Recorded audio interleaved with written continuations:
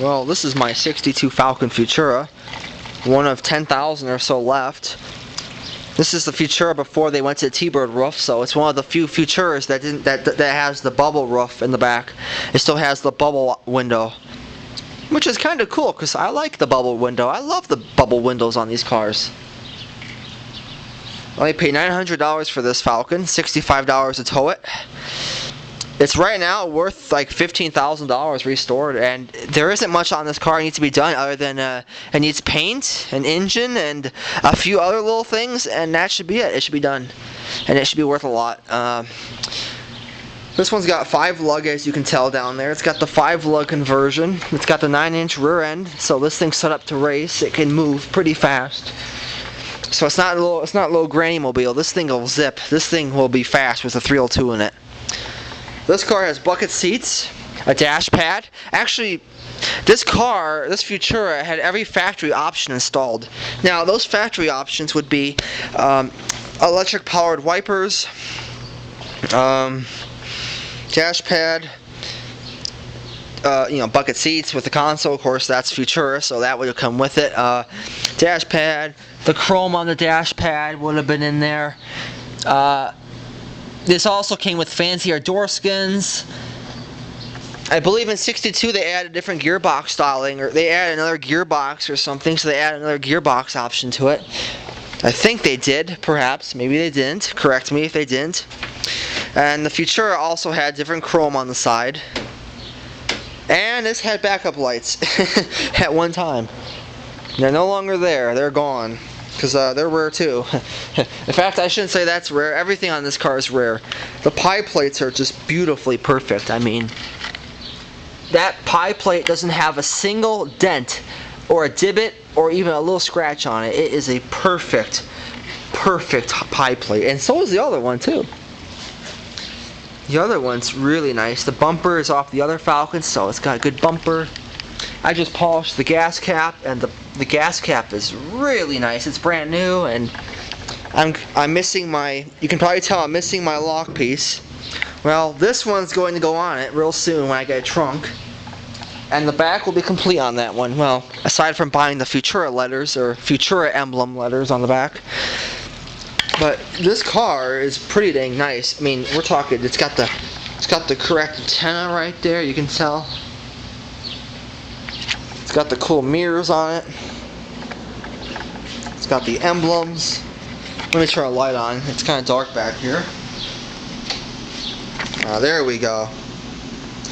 I put the front together just a little bit, because I was cleaning up the garage, so I gotta fix those too. The holes are drilled wrong for those. I gotta re-drill holes.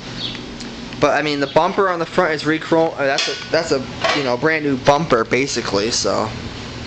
The headlight buckets need a little work. They're not bad. I mean, the headlight trim chrome pieces. This one's got kind of a dent, which it's not a big deal. I could probably find a good one on eBay. But the grille is absolutely gorgeous. I mean, that grille is probably a 9 out of 10. Easily. I got the Ford letters put back on. Nice hood scoop. In fact, I need to polish that later. It needs to be polished. I mean, just overall, gorgeous automobile. Beautiful Futura. I mean, you just don't see them very often. You don't see them enough. That's really the problem. I mean, just a gorgeous car. What a deal I got on it. What a deal. Even though it's missing half the trim, who cares? Got a deal. Well, it came with all the interior trim, the console, the bucket seats. It just doesn't have the side trim, and the lettering was all missing. And I put my other chrome pieces on there, so it's got nice chrome on the side of the door. I just polished that up today. The knobs are pretty good. All the bezels are good. The console, the bucket seats are pretty good on this car. They're not bad. It needs floorboards. I'm getting those done here real soon. It's even got the extra piece of trim that goes around the front. The retainer, I don't know why they put those in there, but they're kind of cool though. I like them. And, I put the seats from the other Falcon in the back. The other ones are kind of shitty. Sorry, excuse me. They're shot. They're no good. So, but that's not the bad thing. And then I put my sill plates in from the other Falcon. And those ones don't look that bad. They're actually, both of them are probably like 8 out of 10. They're pretty good. I think I'll keep them. For now, you know, they're not bad. So interior wise, this car is pretty nice condition. I mean, this isn't a bad Falcon. I mean, even the door handle looks pretty good. I mean, nice car. They got the mirrors in the correct place. I mean, there's nothing wrong with this car except it needs to be painted. It needs a 302 in it for speed, and it needs a little love, and it'll be a beautiful car. I mean, it is already a beautiful car, but it's gonna be even more beautiful when it's done. It's gonna be. Oh, we're gonna paint it red, by the way. I'm painting it red, and I know I'm painting it red. I'm gonna paint it red. I like blue, but I gotta have it red. It's gotta be painted red. Because I want the red seats with the hot red interior. I want a beautiful interior in it. And you don't find parts on these very often, so I took what I got. So, you know, pretty nice car though. It's got, I'll show you the body sides. There's Bondo, just a little bit from the trim pieces being missing, but there's no major dent on this car. I mean, you know, there's nothing major wrong with it. And usually these things are always beat the, you know, crap. The engine compartment was dent free. It's got a little rust problem in one area, but nothing major. Nothing major. Here, I'll show you the rear end. I'm going to show you how clean I got the rear end on this thing. We're going to show you how clean it got. Okay, there's your 9-inch rear end. I sandblasted all that. I didn't do the leaf springs yet, but you know, I sandblasted those because they're solid as a rock. I sandblasted all that just to get the tar and the rust off, and it's nice underneath here, you know. I'll try to show you. I mean,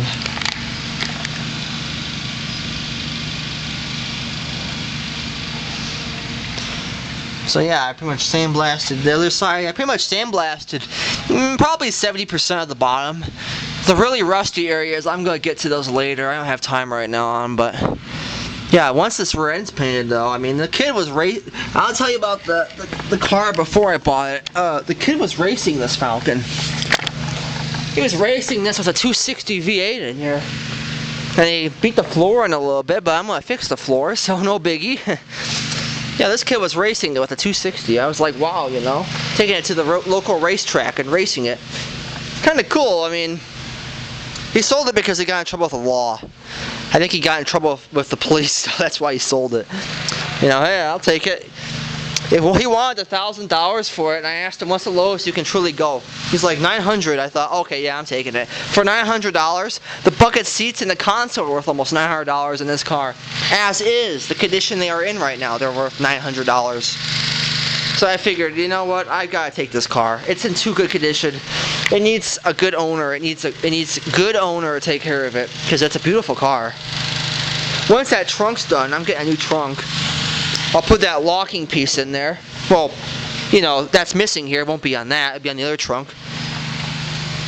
And then I'll take that piece, that beautiful one that's in good condition, and we're going to shove it on the other one.